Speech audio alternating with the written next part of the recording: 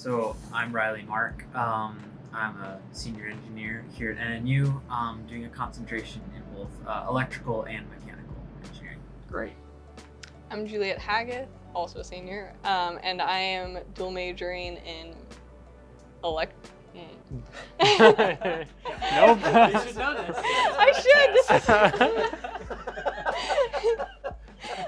Suddenly I want to change my concentration.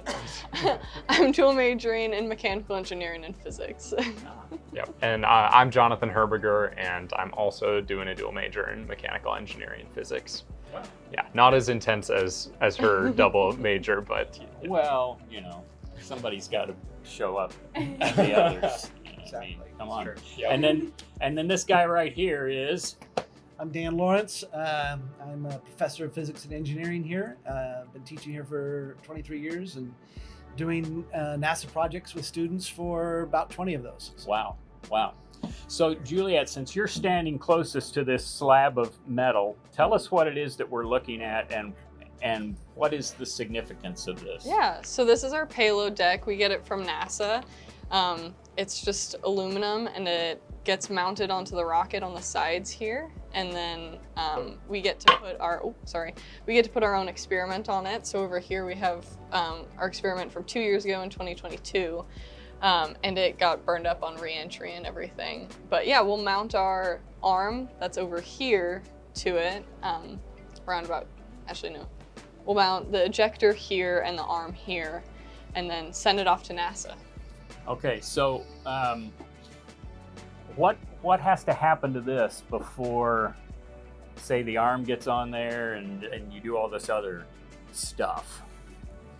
yeah. So there are a couple of things we have to do in order to machine it, in order to prepare it for when we eventually deliver it to NASA. So we have to work on all the interfaces we're going to have for basically installing all of our electronic components. As you can see, there's a prototype there. And then on top of that, we're going to be stowing our robotic arm with 5 degrees of freedom, and then our ejector system that's going to basically eject an object outside of the payload volume, and then our robotic arm is going to attempt to catch that. Okay, you just said something that just kind of made my mind go poof. What in the world is 5 degrees of freedom? Oh yeah, so a great reference is if you take your own arm, you have 7 degrees of freedom right here. And so by rotating it, that's 1 degree of freedom, that's an additional degree of freedom, and then that's another one. So basically, it means that there are 5 different motors that we can actuate on the robotic arm in order to be able to manipulate it all of those different directions. Yeah. So Jonathan, this arm, you've been working on arms like this for 3 years now. How did you come up with this year's design? Yeah, so as you said, I've been working on it for the last 3 years.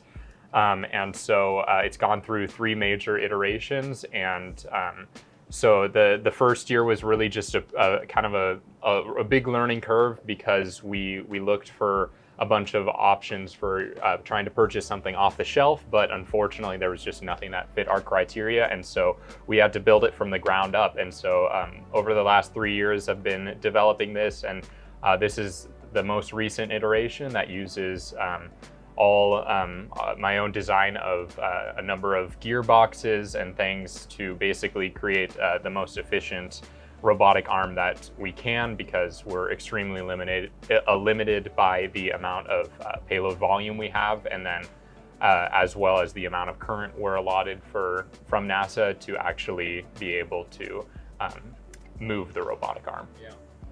So you're working with NASA. You're not like working with Bob's Auto Parts down the road.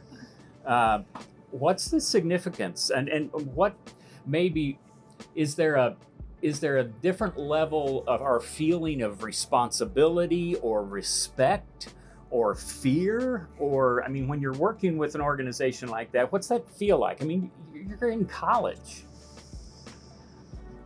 It's certainly more intense than just doing a normal research project. NASA has their own set of design standards that we have to abide by. And we also want to make our project as most successful as it possibly could be. So, we're taking that and then we're thinking, how can we take it a step further? yeah, we do our best to make it as robust as we can. Yeah, what else can we say about? Well, Juliet, you've led this team as the team leader the last few years. Tell me about your interactions with NASA and about all the reviews that you guys go through. Yeah, we go through 6 reviews every year with them where we give them updates on what we're planning on designing and then how we've been testing it and how we're going through our prototyping process and everything. And I am a very nervous person naturally, so I get very nervous before those meetings, but they're always quite relaxed. It's a little formal in the sense of like you have a presentation, you're going through it, Sure. like we always make scripts for them so we're not stumbling, we don't say like bad things that we shouldn't be saying. But then afterwards Dr. Lawrence has a really good relationship with the guy that does our meetings, and so it makes for a very nice relaxed relationship where we don't have to feel like every question that we get is like, oh, I got you, like tell me all your mistakes. We know that he's only asking questions to make sure that we've thought everything through and that they have all the information that they need from us. Yeah. So I don't know, it's nerve-wracking, but it's fine. Yeah. So you've got this arm with 5 degrees of freedom. What's the point of that? I mean, what's it going to do? When you're sending it up into space on a rocket, then what's that supposed to do up there? Yeah, so we've been working on this project for a while now to basically be able to develop a robotic system that's capable of performing complex tasks while in microgravity. And so the idea is it's to prove out this technology that we hope can eventually be used on things like space stations, to perform orbital maintenance and repairs and to assist astronauts on EVAs. And so in order to prove out that technology, we have to give it a task to perform. And so the specific task for these payloads has been to attempt to be able to locate and then catch an object while in microgravity. Yeah. Well, so how is somebody else going to throw that object to them? I mean, how's that work? Over the past couple of years, we've done a couple of different things. When we tried this one, we had a second arm that threw the ball, but this year we've decided to scale it down a little bit and also gave Jonathan and I our senior design project. But we made this ejector here. So it has a threaded rod on the inside that will move, it can hold 3 balls inside of it. And then the threaded rod on the inside will move the balls into this ejection zone. And then this is an electromagnetic solenoid, which is just a coil of wires that has the ability to push on magnets or on ferromagnet or on steel or something like that. And then we'll have magnets in our ball that and then it'll push out the magnet and push out the ball with it, and then the arm will go and catch it. Wow. So how will you know if it's successful? I mean, you're not going to be up there. Yeah, one of the kind of the invisible sides of the project is all the software that makes everything run. So we have a kind of a mock here, but we'll have a depth camera that has 2 camera lenses in it, and it will be able to pinpoint the distance away that the ball is from the arm, as well as a vector location, so an XY position away from the arm so that we can move to go grab it. And then we can use that information to kind of tell our software, okay, what did we think actually happened here? And just kind of using some image processing, we can decide if it was successful or not. Just based on if the ball is too close. So the camera lens might be black instead of just seeing the open void of space with the sun shining, right into it. Yeah. Yeah, and then to capture the whole experiment, we're gonna have a GoPro Hero 11 that's gonna be recording 4K video, and yeah, that'll be cool because in the past we haven't been able to get high quality video. So one of our big goals for this year, we need a reliable, high quality video source. So we're doing some things with the GoPro Labs, where we're implementing custom firmware onto it so that it's able to start recording once it receives power, and then it will save that video periodically so that it doesn't get corrupted once the whole rocket lands back in the ocean after descent. Yeah, so assuming that the satellite that goes up ends up looking similar to this, how do you make sure that the GoPro doesn't get fried? I guess I could talk about that. Yeah. So it's one of the major considerations that we have. But as you can tell, this is a single-use only experiment. And so once it does return, our primary objective is to be able to just save that SD card. And so we're going to have it in some sort of container that will basically be able to secure that information so that when it is re-entering the atmosphere, it will be able to stay safe and won't get burnt up, so that we can access that information and be able to see all the data we're getting back from the experience. Yeah, if the GoPro survives, that would be okay, but it doesn't have to. All that has to survive is that SD card. Yeah. Right? Yeah. So you guys have talked about the arm and Jonathan designing the arm and the ejector. Juliet, did you just buy this printed circuit board as is, or tell me a little bit about this electronics? Yeah, so we make our own electrical boards and we get them ordered from what are called printed circuit board manufacturers. PCBs is what they're called. So I basically just ask Jonathan and Riley what all we need. Riley runs the software system and Jonathan runs the mechanical system, which leaves me to do the electrical system. And so I work really closely with Riley, especially to figure out what all we need to be able to process the data coming off of the motors. So we have, sorry, I'm going to scoot over here. So we have our motors here that are connected to, they have both power and what are called encoder wires. And the encoder basically is a feedback system to say, this is where the motor actually is. And so those go back into here, and the encoder lines go through a processing system so that they're easily readable for the software system. And then this here is our software block, or our it's a microprocessor. It's a microcontroller, yeah. It's a microcontroller. And then that communicates back with our onboard computer over here. And the onboard computer knows the entire mission, what the next step is. It processes the information from the camera. It does all that. Riley can talk about that. Yeah, and then this microcontroller tells the motor controllers here where to move the motors to. And so that all gets sent to the motors. So it's a very intricate system, and there's a lot of moving parts to it, and well, they're stationary parts, but there's a lot of things you have to think about when you're doing it. And yeah, I use a system called Fusion 360, which I only learned my sophomore year. I didn't, it was a lot of teaching myself because I didn't take any electrical classes or anything. And there's a big process with, like, I check it with one of our electrical professors before I order them and everything. And it's also a lot of times sitting in front of a computer, just like moving each individual part around and everything. But yeah, and then I, once I check it, make sure that there's no mistakes in it, I send it off to a company. We used to do one in America, but we started shipping them off to China because it's a lot cheaper. Yeah. And yeah, and they print them out and they send them back to us. And then we put on all the parts and we solder them on and everything. It's always a fun day because it's like Legos. Yeah. So my understanding is in 4 weeks, all of this will be put together. It'll be sent off to NASA.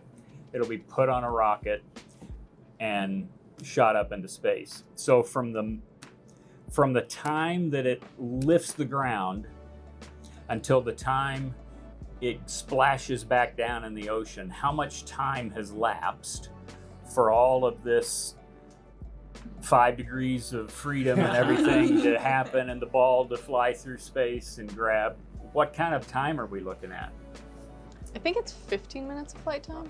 It's about 15 minutes of flight time and about 4 to 5 minutes where we have access to outer space. Yeah.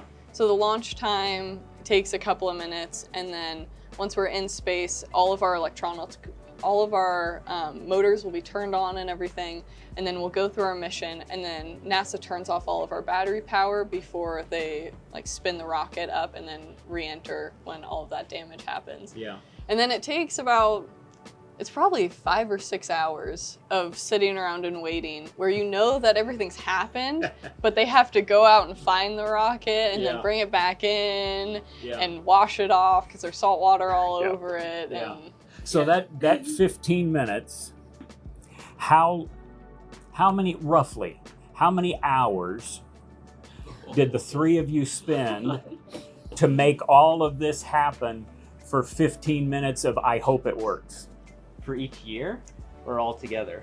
It's Ooh, probably in the thousands. Yeah. For the whole. easily thousands. Yeah. There's just so much learning for each of the subsystems. You Mhm. know, Jonathan had to learn about how to build a robotic arm from scratch. You know, I had to learn how to read somebody else's code and interpret it and then somehow create my own. You had to learn how to, you know, make PCBs and interpret electrical drawings and then learn our gibberish enough that you can interface with both of them.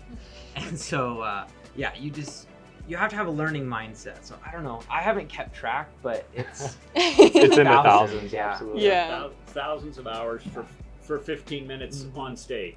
Yeah. More or less. Yeah. Yeah, but the thing is also we're developing this project for the development itself. We're not doing it for the launch. Although the launch is amazing, it's awesome, and it's really cool to actually be able to experience that launch and to see something we've made go and be launched into space. But the data that we get back from that is very cool. But the amount that we are able to learn through this whole development process is just far more valuable than any kind of data we can get back in those 15 minutes. So yes, it is about the launch, but also it's about everything that we're learning in the meantime. Sure. So how many other colleges, universities, roughly the size of NNU, are in labs like this working on projects for NASA and are going to blast something off into space? Let's see. So NASA does 3 student programs along this line. They do what's called Rock On, where they hand you something and you make it and then they launch it. Yeah. They do Rocks at Sea, which is this kind of thing, but it's enclosed the whole time. So a lot of people do like, they try to detect interstellar particles with that. I guess solar wind particles. And then they do Rocks at X, where they have the whole rocket for students to put their own payload and launch it. And this year we have, I think it's 10 to 12 teams on Rocks at X. They'll have about 4 teams on Rocks at Sea, and then I think they do about 20 teams for Rock On. Yeah. So there's a lot of teams that do it, and yeah, you always start with, a lot of people start with Rock On and then they move their way up. Thankfully, all of us got to start right onto Rocks at X because NNU is so experienced with the project. As Lawrence said earlier, he's done it for 20 years now, and we've done a lot of different things, but this year's definitely our coolest. So you're one of 12 on this kind of What kind of relationships? Talk about some of the relationships you guys have developed with people from other universities through this. Yeah, so when we actually get to go and deliver this payload as well as test it within NASA, we get to be on site there and get to interact with all the other teams, which has been really great. And so we have a number of connections now that we've made at places like University of Kentucky and Virginia. And yeah, there's a lot of really big name schools that typically are allotted onto this payload, and so NNU is definitely one of the, if not the smallest school to be able to have these kind of resources to do a project like this. And so it's really cool, some of the connections we've been able to make within the industry and at other schools because of this project. Yeah. So what would you say to a high school student that was thinking, engineering, yeah, I think I want to do that. Wonder where I should go to school. Has this been a great experience for you? Absolutely. Yeah, NNU it's a great place. You know, all of the ads say community is first, and it's really true. The community is what makes NNU a great place, and you get to know everybody, and that's a really good thing. As far as engineering goes, one of the biggest strong suits is you get to know your professors really well.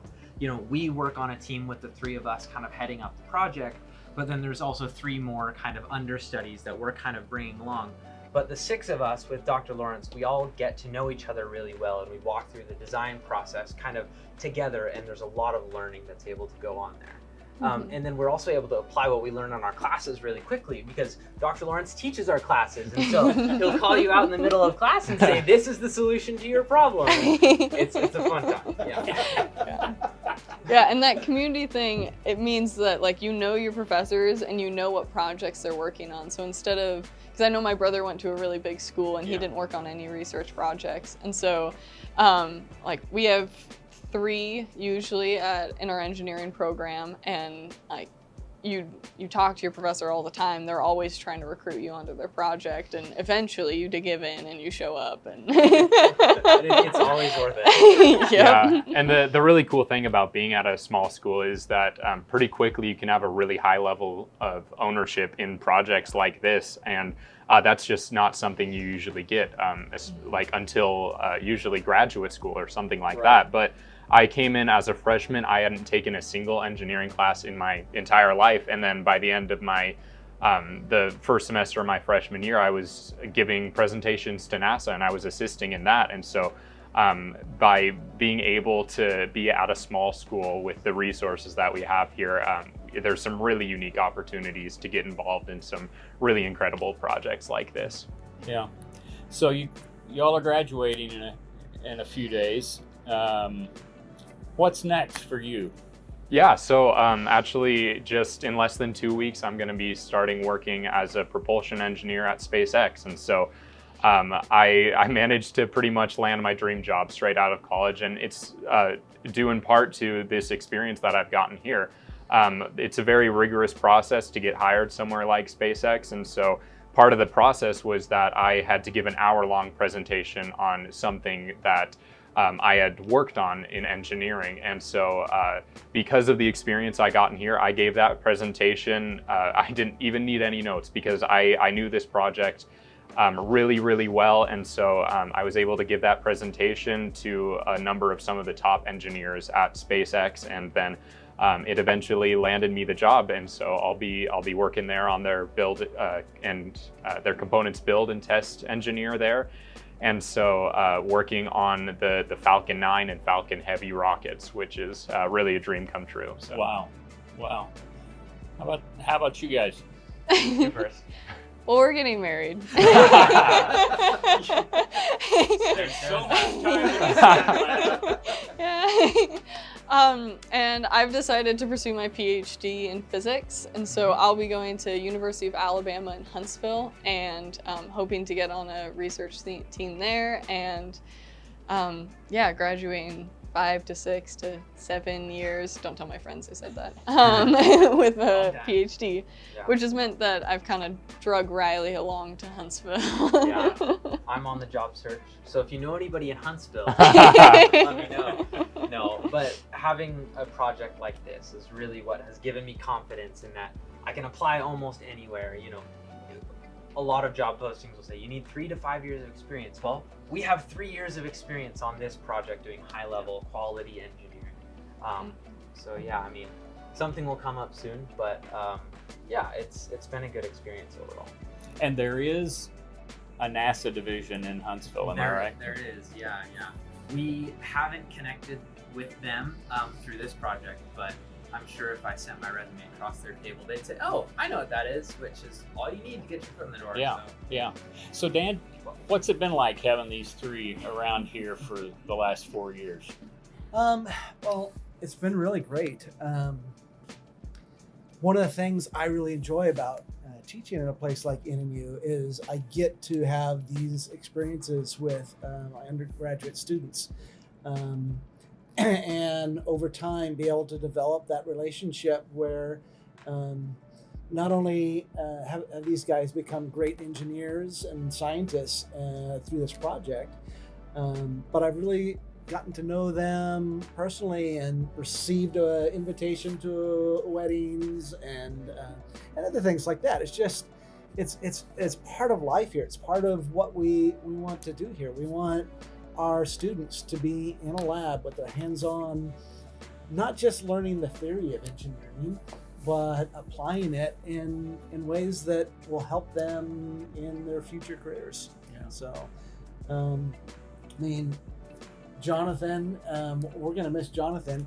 He does some of the greatest videos. People at NASA are passing around his videos of arms working and the experiment unfolding in space and things like that. And Riley he's so laid back, and I can ask him what's going on, and he'll tell me.